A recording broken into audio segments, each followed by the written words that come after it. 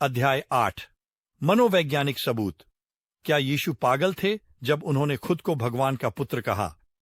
जब एक मनोवैज्ञानिक या मनोचिकित्सक गवाही देता है तो उसे एक शंखवाकार टोपी पहननी चाहिए जो 2 फीट ऊंची से कम न हो। टोपी की सतह पर तारे और बिजली के बोल्ट छपे होने चाहिए। इसके अतिरिक्त उसे एक सफेद दाढ़ी पहनने की आवश्यकता होगी जो 18 इंच लंबी से कम न हो और अपनी गवाही के महत्वपूर्ण तत्वों को एक छड़ी से हवा में छेद कर स्पष्ट करेगा। जब भी एक मनोवैज्ञानिक या मनोचिकित्सक गवाही देता है तो बैलिफ अदालत की रोशनी को एक साथ मंद कर देगा और एक चीनी गोंग पर 2 बार वार करेगा। 1996 में राज्य के कानूनों में इस संशोधन का सुझाव देकर न्यू मैक्सिको राज्य के सीनेटर डंकन स्कॉट ने उन विशेषज्ञों के प्रति अपने दृष्टिकोण के बारे में कोई संदेह नहीं छोड़ा जो गवाही देते हैं कि आरोपी पागल हैं और इसलिए अपने अपराधों के लिए कानूनी रूप से जिम्मेदार नहीं हैं।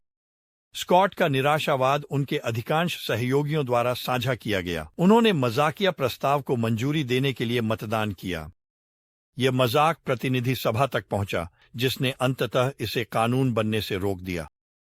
स्वीकृत रूप से अदालतों में उन मनोचिकित्सकों और मनोवैज्ञानिकों के प्रति संदेह का एक अंतर्निहित प्रवाह है जो आरोपियों की मानसिक स्थिति पर गवाही देते। उनकी अपने वकील के साथ सहयोग करने की क्षमता, अपनी रक्षा तैयार करने में और क्या वे अपने अपराध करने के समय कानूनी रूप से पागल थे। फिर भी अधिकांश वकील मानते हैं कि मानसिक स्वास्थ्य पेशेवर आपराधिक न्याय प्रणाली के लिए महत्वपूर्ण अंतर्दृष्टि प्रदान करते हैं। मुझे एक मामले याद है, एक सौम्य स्वभाव की गृहिणी पर अपने पति की हत्या का आरोप लगाया गया था। पहली नजर में वह किसी की मां से अलग नहीं दिखती थी। अच्छी तरह से कपड़े पहने, सुखद, दयालु लग रहा था। वह पड़ोस के बच्चों के लिए ताजा चॉकलेट चिप कुकीज बनाने के बाद बाहर आई हो। जब एक मनोवैज्ञानिक ने गवाही दी कि वह मानसिक रूप से मुकदमे का सामना करने में असमर्थ थी तो मैंने मजाक उड़ाया। फिर उसके वकील ने उसे गवाह के पंडाल पर रखा। प्रारंभ में उसकी गवाही स्पष्ट, तार्किक और स्पष्ट थी। हालांकि यह धीरे धीरे और अधिक अजीब होता गया जैसे जैसे उसने शांति से और गंभीरता से वर्णन किया कि कैसे उसे प्रसिद्ध व्यक्तियों की एक श्रृंखला द्वारा हमला किया गया जिसमें ड्वाइट आइजनहावर और नेपोलियन की आत्मा शामिल थी। जब उसने समाप्त किया तो अदालत में किसी को भी इस बात का संदेह नहीं था कि वह पूरी तरह से वास्तविकता से बाहर थी। जज ने उसे एक मानसिक संस्थान में भेज दिया जब वह अपने खिलाफ आरोपों का सामना करने के लिए ठीक नहीं हुई। दिखावट धोखा दे सकती है। यह मनोवैज्ञानिक का काम है कि वह आरोपी की सतह के नीचे झांकें और उसके मानसिक स्थिति के बारे में निष्कर्ष निकालें। यह एक असटीक विज्ञान है जिसका मतलब है कि गलतियां और यहां तक कि दुरुपयोग भी हो सकते हैं। लेकिन कुल मिलाकर मनोवैज्ञानिक गवाही आरोपियों के लिए महत्वपूर्ण सुरक्षा प्रदान करती है। यह सब यीशु से कैसे संबंधित है? पिछले अध्याय में डॉ बेन विथरिंगटन थ्योरी ने यह साबित करने वाले सबूत प्रस्तुत किए कि यीशु के बारे में सबसे प्रारंभिक सामग्री ने दिखाया कि वह ईश्वर के अवतार होने का दावा कर रहा था। यह स्वाभाविक रूप से इस मुद्दे को उठाता है कि क्या यीशु, जब उसने ये दावे किए तो वह पागल था। यीशु की मानसिक स्थिति के विशेषज्ञ के आकलन की खोज में मैंने एक उपनगर शिकागो के कार्यालय भवन की ओर ड्राइव किया ताकि देश के प्रमुख मनोवैज्ञानिक मुद्दों के विशेषज्ञों में से एक से गवाही प्राप्त कर सकूं। 7वां साक्षात्कार Gary R Collins, PhD, Toronto विश्वविद्यालय से मनोविज्ञान में मास्टर डिग्री और पर्ड्यू विश्वविद्यालय से नैदानिक मनोविज्ञान में डॉक्टरेट। कॉलिंस लगभग आधी सदी से मानव व्यवहार का अध्ययन, शिक्षण और लेखन कर रहे हैं। वह ट्रिनिटी इवेंजेलिकल डिविनिटी स्कूल में 2 दशकों तक मनोविज्ञान के प्रोफेसर रहे जिसमें से अधिकांश समय उन्होंने इसके मनोविज्ञान विभाग के अध्यक्ष के रूप में बिताया। बेजोड़ ऊर्जा और उत्साह से भरे हुए कॉलिंस एक प्रचुर लेखक हैं। उन्होंने पत्रिकाओं और अन्य प्रकाशनों के लिए लगभग 150 लेख लिखे हैं। वह क्रिश्चियन काउंसलिंग टुडे के संपादक और journal of psychology and theology के योगदान संपादक रहे हैं। उन्होंने मनोविज्ञान से संबंधित विषयों पर 42 अद्भुत पुस्तकें भी लिखी हैं जिनमें the magnificent mind, family shock, क्या आप मनोविज्ञान पर भरोसा कर सकते हैं और क्लासिक पाठ्य पुस्तक क्रिश्चियन काउंसलिंग ए कॉम्प्रिहेंसिव गाइड शामिल हैं। इसके अतिरिक्त वह मानसिक स्वास्थ्य पेशेवरों के लिए 30 खंडों वाली रिसोर्सेज फॉर क्रिश्चियन काउंसलिंग के सामान्य संपादक हैं। मैंने कॉलिंस को American Association of Christian counsellors के उनके उज्ज्वल और हवादार कार्यालय में पाया, जो 15,000 सदस्यों का एक समाज है जिसके वह अध्यक्ष थे। नमक मिर्च बाल और चांदी फ्रेम वाले चश्मे के साथ वह एक गहरे लाल turtleneck sweater, herringbone sports jacket और ग्रे पैंट में आकर्षक लग रहे थे। खेद है, कोई नुकीली टोपी या बहती हुई सफेद दाढ़ी नहीं। मैंने हमारी बातचीत की शुरुआत खिड़की की ओर इशारा करते हुए की, जहां बर्फ धीरे धीरे सदाबहार पेड़ों पर गिर रही थी। मैंने कहा, उस दिशा में कुछ मील दूर एक राज्य मानसिक संस्थान है। अगर हम वहां जाते तो मुझे यकीन है कि हमें कुछ लोग मिलेंगे जो दावा करते हैं कि वे भगवान हैं। हम कहेंगे कि वे पागल हैं। यीशु ने कहा कि वह भगवान है। क्या वह भी पागल था? अगर आप संक्षिप्त उत्तर चाहते हैं, कॉलिंस ने हंसते हुए कहा, तो यह नहीं है। लेकिन मैंने जोर दिया, यह एक वैध विषय है जो आगे के विश्लेषण के योग्य है। विशेषज्ञों का कहना है कि जो लोग भ्रांतिमय मनोविकृति से पीड़ित होते हैं वे अधिकांश समय तर्क संगत लग सकते हैं, फिर भी उनके पास यह भव्य विश्वास हो सकता है कि वे उत्कृष्ट व्यक्ति हैं। कुछ लोग तो अनुयायियों को भी आकर्षित कर सकते हैं जो मानते हैं कि वे प्रतिभाशाली हैं। शायद यही यीशु के साथ हुआ, मैंने सुझाव दिया। खैर, यह सच है कि मानसिक कठिनाइयों वाले लोग अक्सर यह दावा करते हैं कि वे कोई और हैं, कॉलिंस ने कहा, जबकि उसने अपने सिर के पीछे अपने हाथों को पकड़ा। वे कभी कभी यह दावा करते हैं कि वे खुद यीशु हैं या अमेरिकी राष्ट्रपति हैं, ली स्ट्रोबल, उसने मजाक में कहा। हालांकि उसने जारी रखा, मनोवैज्ञानिक केवल यह नहीं देखते कि व्यक्ति क्या कहता है, वे इससे कहीं अधिक गहराई में जाएंगे। वे व्यक्ति की भावनाओं पर ध्यान देंगे, क्योंकि परेशान व्यक्ति अक्सर अनुपयुक्त अवसाद दिखाते हैं, या वे तीव्र रूप से गुस्से में हो सकते हैं, या शायद वे चिंता से ग्रस्त होते हैं।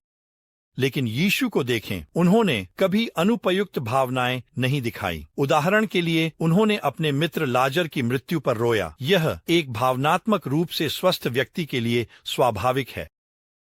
मैंने कहा, वह निश्चित रूप से कभी कभी गुस्सा हुए।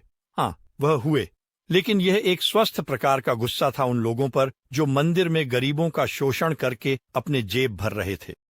वह केवल इस वजह से तर्कहीन रूप से गुस्सा नहीं हुए कि कोई उन्हें परेशान कर रहा था। यह अन्याय और लोगों के स्पष्ट दुरुपयोग के खिलाफ एक धर्मी प्रतिक्रिया थी।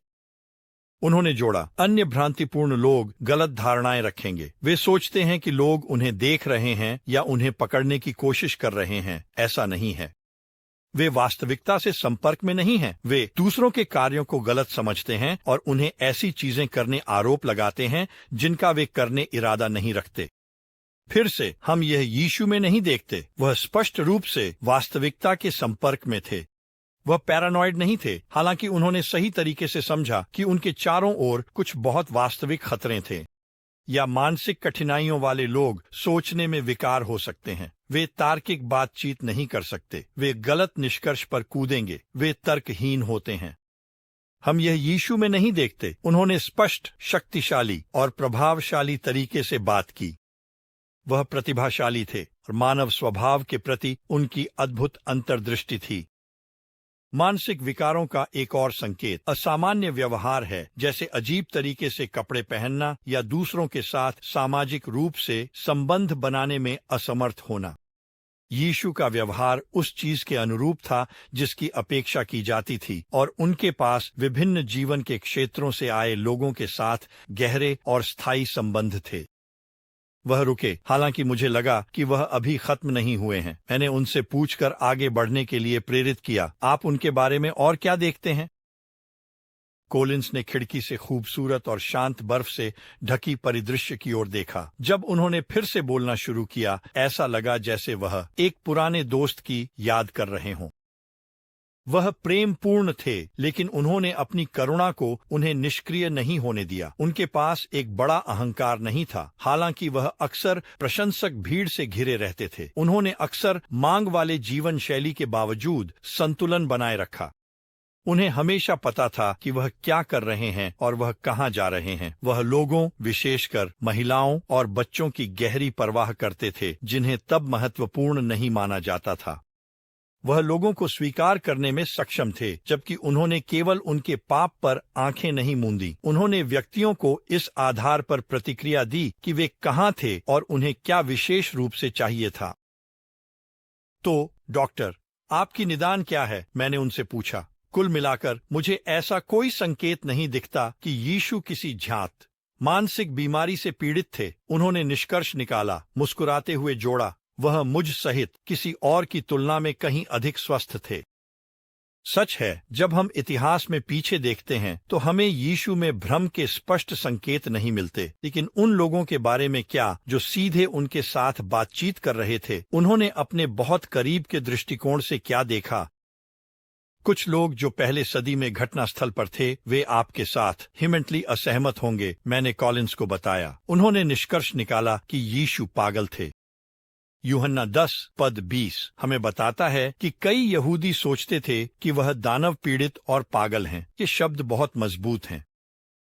हाँ, लेकिन यह एक प्रशिक्षित मानसिक स्वास्थ्य पेशेवर द्वारा निदान नहीं है, कॉलिंस ने जवाब दिया। उन शब्दों को प्रेरित करने वाले कारणों पर ध्यान दें। यीशु का अच्छा चरवाहा होने के बारे में गहरा और प्रभावशाली शिक्षण। वे इसीलिए प्रतिक्रिया कर रहे थे क्योंकि उनके बारे में उनके दावे उनके सामान्य समझ से बहुत आगे थे, न कि इसलिए कि यीशु वास्तव में मानसिक रूप से असंतुलित थे। और ध्यान दें कि उनके टिप्पणियों को तुरंत दूसरों द्वारा चुनौती दी गई, जिन्होंने पद 21 में कहा, ये एक दानव द्वारा पीड़ित व्यक्ति के कहने के शब्द नहीं हैं। क्या एक दानव अंधों की आंखें खोल सकता है? यह महत्वपूर्ण क्यों है? मैंने पूछा। क्योंकि यीशु केवल अपने बारे में असामान्य दावे नहीं कर रहे थे, वह उन्हें करुणा के चमत्कारी कार्यों के साथ समर्थन कर रहे थे, जैसे अंधों को ठीक करना। आप देखिए, अगर मैं अमेरिका का राष्ट्रपति होने का दावा करता तो यह पागलपन होता। आप मुझे देखेंगे और राष्ट्रपति के पद की कोई भी विशेषता नहीं पाएंगे। मैं राष्ट्रपति नहीं दिखूंगा। लोग मेरी राष्ट्रपति के रूप में अधिकार को स्वीकार नहीं करेंगे। कोई गुप्त सेवा एजेंट मेरी सुरक्षा नहीं कर रहे होंगे। लेकिन अगर असली राष्ट्रपति होने का दावा करता है, यह पागलपन नहीं होगा, क्योंकि वह राष्ट्रपति है और इसके समर्थन में बहुत सारे सबूत होंगे। एक समान तरीके से यीशु ने केवल भगवान होने का दावा नहीं किया। उन्होंने अद्भुत चिकित्सा के कार्यों, प्रकृति पर शक्ति के आश्चर्यजनक प्रदर्शन, अद्वितीय और अभूतपूर्व शिक्षाओं, लोगों के प्रति दिव्य अंतर्दृष्टियों और अंततः मृतकों में से अपने पुनरुत्थान के साथ इसे समर्थन दिया, जिसे बिल्कुल कोई और दोहराने में सक्षम नहीं रहा। इसलिए जब यीशु ने भगवान होने का दावा किया तो यह पागलपन नहीं था, यह सच था। हालांकि कॉलिंस का यीशु के चमत्कारों की ओर आकर्षण अन्य आपत्तियों के लिए दरवाजा खोलता है। कुछ लोगों ने इन चमत्कारों को नकारने कोशिश की, कथित तौर पर यीशु भगवान पुत्र होने के दावे को प्रमाणित करने मदद करते हैं। मैंने कहा, अपनी ब्रीफकेस से एक किताब निकालते हुए मैंने उसे संदेहवादी चार्ल्स टेम्पल्टन के शब्द पढ़कर सुनाए।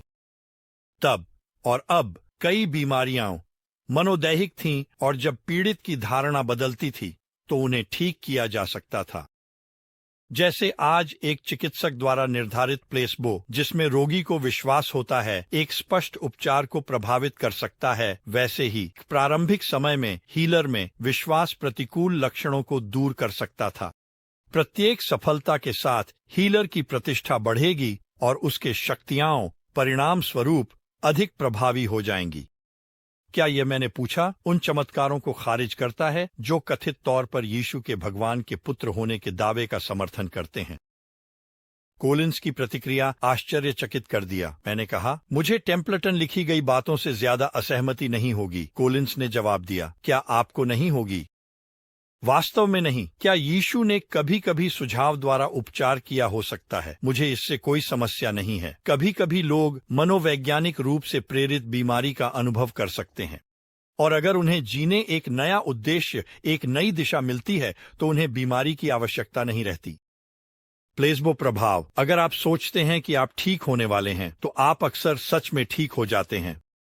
एक अच्छी तरह से स्थापित चिकित्सा तथ्य है, और जब लोग यीशु के पास आए तो उन्होंने विश्वास किया कि वह उन्हें ठीक कर सकते हैं, इसलिए उन्होंने किया। लेकिन तथ्य यह है कि चाहे उन्होंने इसे कैसे भी किया हो, यीशु ने उन्हें ठीक किया। बिल्कुल, उन्होंने जल्दी ही जोड़ा। यह यीशु के सभी उपचारों को नहीं समझाता। अक्सर एक मनोदैहिक उपचार में समय लगता है। यीशु के उपचार स्वाभाविक थे। कई बार जो लोग मनोवैज्ञानिक रूप से ठीक होते हैं, उनके लक्षण कुछ दिनों बाद लौट आते हैं, लेकिन हमारे पास इसका कोई प्रमाण नहीं है। और यीशु ने जीवन भर की अंधता और कुष्ठ रोग जैसी स्थितियों को ठीक किया, जिसके लिए मनोदैहिक व्याख्या बहुत संभव नहीं है। इसके अलावा उन्होंने लोगों को मृतकों में से जीवित किया, और मृत्यु एक मनोवैज्ञानिक रूप से प्रेरित स्थिति नहीं है। इसके अलावा आपके पास उनके सभी प्रकृति के चमत्कार हैं। समुद्र को शांत करना, पानी को शराब में बदलना, ये प्राकृतिक उत्तरों को चुनौती देते हैं। खैर, शायद। हालांकि कॉलिंस का पानी को शराब में बदलने के चमत्कार का उल्लेख यीशु के अद्भुत कार्यों के एक और संभावित व्याख्या को सामने लाया। क्या आपने कभी किसी स्टेज हिप्नोटिस्ट को देखा है जो किसी को ट्रांस में डालकर उसे पानी देता है और फिर उन्हें यह सुझाव देता है कि वे शराब पी रहे हैं, वे अपने होंठ चाटते हैं, वे खुश हो जाते हैं, वे नशे में महसूस करने लगते हैं जैसे कि वे सस्ते बोर्दों को पी रहे हों?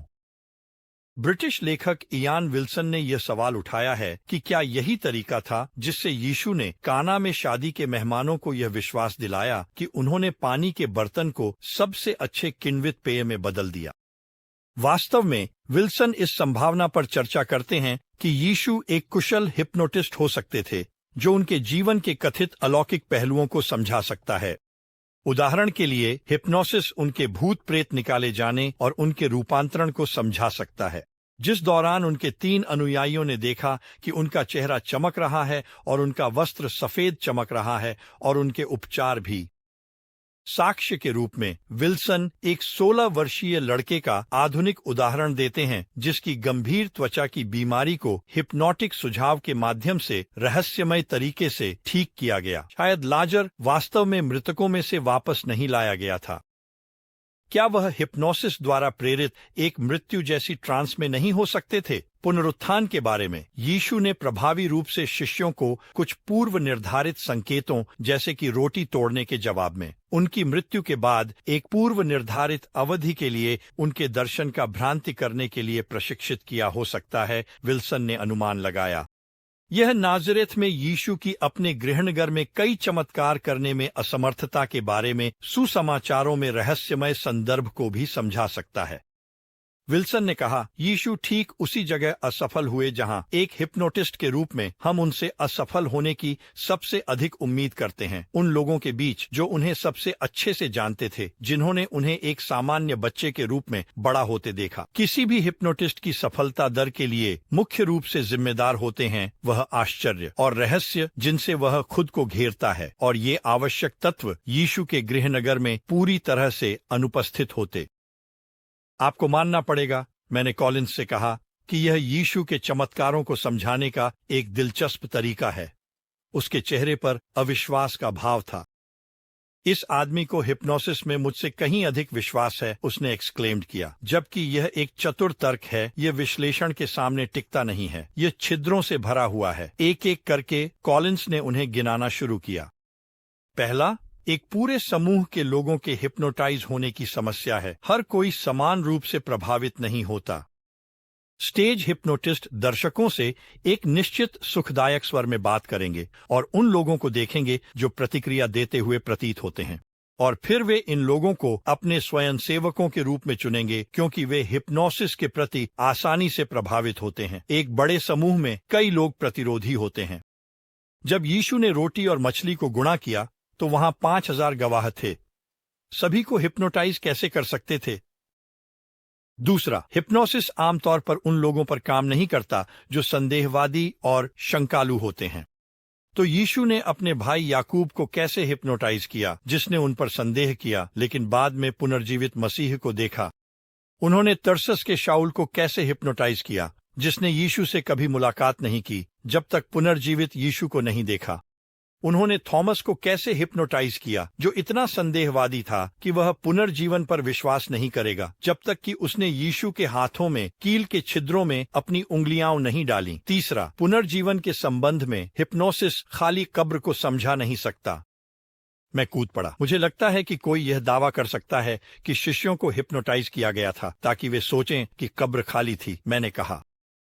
भले ही यह संभव होता, कॉलिंस ने जवाब दिया, यीशु निश्चित रूप से फरीसियों और रोमी अधिकारियों को हिप्नोटाइज नहीं कर सकते थे, और यदि उनका शरीर कब्र में रहता तो वे खुशी खुशी उसे पेश करते। तथ्य यह है कि उन्होंने ऐसा नहीं किया। यह हमें बताता है कि कब्र वास्तव में खाली थी। चौथा, पानी को शराब में बदलने के चमत्कार को देखें। यीशु ने कभी भी शादी के मेहमानों से बात नहीं की। उन्होंने सेवकों को यह भी नहीं बताया कि पानी को शराब में बदल दिया गया था। उन्होंने केवल उन्हें कुछ पानी भोज के मास्टर के पास ले जाने के लिए कहा। वही था जिसने इसका स्वाद लिया और कहा कि यह शराब है, बिना किसी पूर्व संकेत के। पांचवां, विल्सन द्वारा बताई गई त्वचा की चिकित्सा स्वाभाविक नहीं थी। क्या यह थी? वास्तव में, मैंने कहा, ब्रिटिश मेडिकल जर्नल कहता है कि हिप्नोसिस के बाद किशोर के बाएं हाथ से सर्पिल त्वचा, जिसे इकटियोसिस कहा जाता है, गिरने में 5 दिन लगे और त्वचा के सामान्य दिखने में और कई दिन लगे। किसी अन्य हिस्से के साथ हिप्नोटिक सफलता दर कई हफ्तों के दौरान 50 से 95% थी। कोलिंस ने कहा, इसे लूका 17 में यीशु द्वारा 10 कोढ़ियों को ठीक करने से तुलना करें। वे तुरंत ठीक हुए और 100%। यह केवल हिप्नोसिस द्वारा समझाया नहीं जा सकता, और न ही मार्क 3 में एक सूजी हुई हाथ वाले व्यक्ति का उपचार। यहां तक कि अगर लोग ट्रांस में थे और केवल यह सोचते थे कि उसका हाथ ठीक हो गया है, तो अंततः वे सच्चाई जान लेते। हिप्नोसिस लंबे समय तक नहीं रहता, और अंत में सुसमाचारों में यीशु द्वारा कहे गए और किए गए सभी प्रकार के विवरण दर्ज हैं, लेकिन वे कभी भी उसे ऐसा कहते या करते हुए नहीं दिखाते जो यह सुझाव दे कि वह लोगों को हिप्नोटाइज कर रहा था। मैं और भी कह सकता हूं। मैं हंसा। मैंने तुमसे कहा कि यह एक दिलचस्प व्याख्या थी। फिर भी ऐसे विचारों को आगे बढ़ाने के लिए किताबें लिखी जा रही हैं। यह मेरे लिए बस अद्भुत है, कोलिंस ने जवाब दिया, कि लोग किसी भी चीज को पकड़ने की कोशिश करेंगे यीशु के चमत्कारों को असत्यापित करने के लिए। हमारा साक्षात्कार समाप्त करने से पहले मैं कोलिंस के मनोवैज्ञानिक विशेषज्ञता को एक और क्षेत्र में जानना चाहता था। संदेहियों को परेशान करता है। मैंने देखा कि यीशु एक भूत प्रेत निकालने वाला था। उसने दानवों से बात की और उन्हें उन लोगों से बाहर निकाला जिन पर उनका कब्जा था। लेकिन क्या यह वास्तव में तर्कसंगत है कि बुरे आत्माएं कुछ बीमारियों और अजीब व्यवहार के लिए जिम्मेदार हैं? कोलिंस इस सवाल से परेशान नहीं थे। उन्होंने जवाब दिया, मेरी धार्मिक मान्यताओं के अनुसार मैं स्वीकार करता हूं कि दानव मौजूद हैं। हम एक ऐसे समाज में रहते हैं जहां कई लोग देवदूतों पर विश्वास करते हैं। वे जानते हैं कि वहां आध्यात्मिक शक्तियां हैं, और यह निष्कर्ष निकालना बहुत कठिन नहीं है कि कुछ दुष्ट हो सकते हैं। जहां आप भगवान को काम करते हुए देखते हैं, कभी कभी वे शक्तियां अधिक सक्रिय होती हैं, और यही शायद यीशु के समय में हो रहा था। मैंने देखा कि कोलिंस ने अपनी धार्मिक मान्यताओं का उल्लेख किया और न कि अपने नैदानिक अनुभव का। मैंने पूछा, क्या आपने एक मनोवैज्ञानिक के रूप में कभी दानव के स्पष्ट प्रमाण देखे हैं? मैंने ऐसा नहीं देखा, लेकिन फिर मैंने अपना करियर नैदानिक सेटिंग्स में नहीं बिताया। नैदानिक कार्य में मेरे दोस्तों ने कहा है कि उन्होंने ऐसा देखा है, और ये लोग हर समस्या के पीछे दानव देखने के लिए प्रवृत्त नहीं होते। वे संदेहवादी होते हैं। मनोचिकित्सक एम स्कॉट पेकर ने अपनी किताब पीपल ऑफ द लाई में इस तरह की चीजों के बारे में लिखा है। मैंने यह बताया कि इयान विल्सन ने यह सुझाव देते हुए कि यीशु ने उन लोगों को ठीक करने के लिए हिप्नोसिस का उपयोग किया जो केवल यह मानते थे कि वे जेस्ट हैं, यह कहा कि कोई भी यथार्थवादी व्यक्ति एक स्थिति को वास्तविक दानवों के काम के रूप में नहीं समझाएगा। कुछ हद तक आप वही पाते हैं जो आप खोजने निकलते हैं, कोलिंस ने जवाब में कहा। जो लोग अलौकिक के अस्तित्व से इनकार करते हैं, वे किसी न किसी तरीके से, चाहे वह कितना भी असंभव क्यों न हो, दानव से अलग एक स्थिति को समझाने का प्रयास करेंगे। वे दवा देते रहेंगे, व्यक्ति को नशा करते रहेंगे, लेकिन वह ठीक नहीं होता। कुछ मामले हैं जो सामान्य चिकित्सा या मनोचिकित्सकीय उपचार पर प्रतिक्रिया नहीं देते। क्या यीशु के निषेध वास्तव में मनोसामाजिक उपचार हो सकते थे? मैं पूछता हूँ। हाँ, कुछ मामलों में, लेकिन फिर आपको पूरे संदर्भ को देखना होगा। उस व्यक्ति के बारे में क्या जो पोजेस्ड था, और यीशु ने दानवों को सुअरों में भेजा और सुअर चट्टान से गिर गए। अगर यह एक मनोसामाजिक स्थिति थी तो क्या हो रहा था? मुझे लगता है कि यीशु ने वास्तव में दानवों को बाहर निकाला, और मुझे लगता है कि कुछ लोग आज भी ऐसा करते हैं। साथ ही हमें एक जिद्दी समस्या का सामना करते समय दानव संबंधी निष्कर्ष पर जल्दी नहीं कूदना चाहिए। जैसा कि C.S. लुईस ने कहा, हमारे पास दानवों दो समान और विपरीत गलतियां हैं जिनमें हम गिर सकते हैं। एक है उनके अस्तित्व पर विश्वास न करना, दूसरा है विश्वास करना और उनमें अत्यधिक और अस्वस्थ रुचि महसूस करना। वे दोनों गलतियों से समान रूप से प्रसन्न होते हैं। आप जानते हैं, गैरी, यह विचार अमेरिकी क्रिश्चियन काउंसलर्स संघ में चल सकता है, लेकिन क्या धर्मनिरपेक्ष मनोवैज्ञानिकों के लिए दानव में विश्वास करना तर्कसंगत होगा? मैंने पूछा। मुझे लगा कि कॉलिंस इस सवाल से कुछ नाराज हो सकते हैं, जो अधिक अप्रिय लग रहा था, लेकिन वह नाराज नहीं हुए। यह दिलचस्प है कि चीजें कैसे बदल रही हैं, उसने सोचा। आज हमारा समाज आध्यात्मिकता में उलझा हुआ है। ये एक ऐसा शब्द है जिसका अर्थ लगभग कुछ भी हो सकता है, लेकिन यह अलौकिक को मान्यता देता है। यह बहुत दिलचस्प है कि मनोवैज्ञानिक इन दिनों क्या विश्वास कर रहे हैं। कुछ पूर्वी रहस्यमय चीजों में रुचि रखते हैं, कुछ शमनों की शक्ति के बारे में बात करते हैं जो लोगों के जीवन को प्रभावित कर सकती है, जबकि 25 साल पहले दानव गतिविधि का सुझाव तुरंत खारिज कर दिया जाता। कई मनोवैज्ञानिक ये मानने लगे हैं कि शायद स्वर्ग और पृथ्वी में हमारी दार्शनिकताओं से अधिक चीजें हैं। कॉलिंस और मैं अपने साक्षात्कार के मूल बिंदु से थोड़ा भटक गए थे। जब मैं घर लौटते समय हमारी बातचीत के बारे में सोच रहा था, तो मैं उस केंद्रीय मुद्दे पर लौट आया जिसने मुझे उनके पास लाया था। यीशु ने भगवान होने का दावा किया। कोई यह सुझाव नहीं दे रहा है कि वह जानबूझकर धोखेबाज थे। और अब कॉलिंस ने 35 वर्षों के मनोवैज्ञानिक अनुभव के आधार पर निष्कर्ष निकाला है कि वह मानसिक रूप से विकलांग नहीं थे। हालांकि इससे मुझे एक नया सवाल मिला, क्या यीशु ने भगवान के गुणों को पूरा किया? आखिरकार दिव्यता का दावा करना एक बात है, भगवान के गुणों को व्यक्त करना एक और पूरी बात है। एक स्टॉप लाइट पर मैंने अपने ब्रीफकेस से एक नोटबुक निकाली और अपने लिए एक नोट लिखा, D.A. कार्सन का पता लगाओ। मुझे पता था कि मैं देश के प्रमुख धर्मशास्त्रियों में से एक से अगले मामले के बारे में बात करना चाहता हूं। इस बीच गैरी कॉलिंस के साथ मेरी बातचीत ने मुझे उस रात यीशु के उपदेशों को ध्यान से फिर से पढ़ने के लिए प्रेरित किया। मैंने डिमेंशिया, भ्रांतियों या पैरानोइया के कोई संकेत नहीं देखे। इसके विपरीत मैं एक बार फिर उनकी गहन बुद्धिमत्ता, उनकी अद्भुत अंतर्दृष्टि, उनकी काव्यात्मक वाक्पटुता और उनकी गहरी करुणा से प्रभावित हुआ। इतिहासकार फिलिप शाफ ने इसे मुझसे बेहतर कहा, क्या ऐसा एक बौद्धिक, आसमान की तरह स्पष्ट, पहाड़ की हवा की तरह ताजगी भरा, तलवार की तरह तेज और पैठने वाला, पूरी तरह से स्वस्थ और ऊर्जावान है, हमेशा तैयार और हमेशा आत्मनियंत्रित, अपने स्वयं के चरित्र और मिशन के बारे में एक कट्टर और सबसे गंभीर भ्रांति के प्रति संवेदनशील, हास्यास्पद कल्पना।